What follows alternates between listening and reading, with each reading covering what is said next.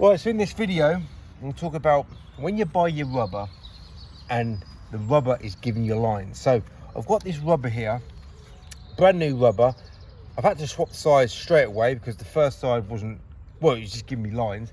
And now the second side is giving me lines, but not as bad as the first side, but it's problematic.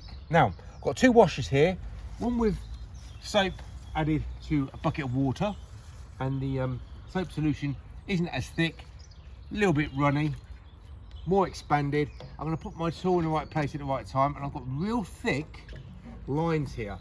The glide isn't so good either, probably won't see it on the camera, but I've got at least 4 or 5 lines coming from this squeegee rubber here, brand new squeegee rubber. So if the rubber is damaged, then there ain't nothing you can do. You just have to go out and buy yourself a new batch of rubber, because normally the whole batch, if the rubber's bad, it won't be just one. Normally it will be all the batch of rubber you've got will be damaged, maybe in the manufacturing process, maybe in the storage process, maybe in the rubber cutting process, maybe in the actual rubber formula process. Out of your control.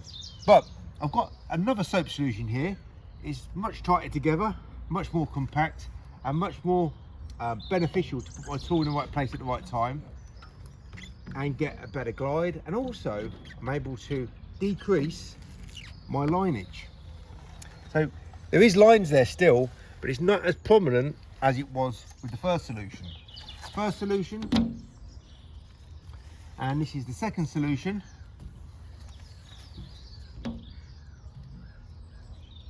Just decreases the lines just a little bit in comparison to the first solution.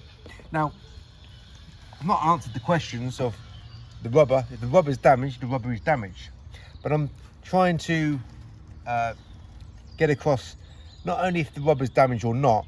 Many people have said, and I've seen so many people in person, they say they can't use any squeegee longer than a 14-inch squeegee because they get lines.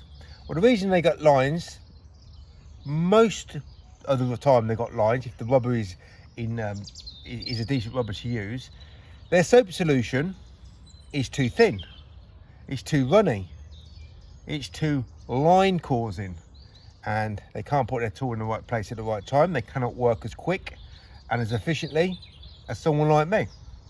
And so there you go. If you've got problems with your rubber causing lines, add soap to the washer. It won't fix the problem. I can't see any nicks in this rubber. It's just the whole rubber is problematic. Probably the rubber cutting process.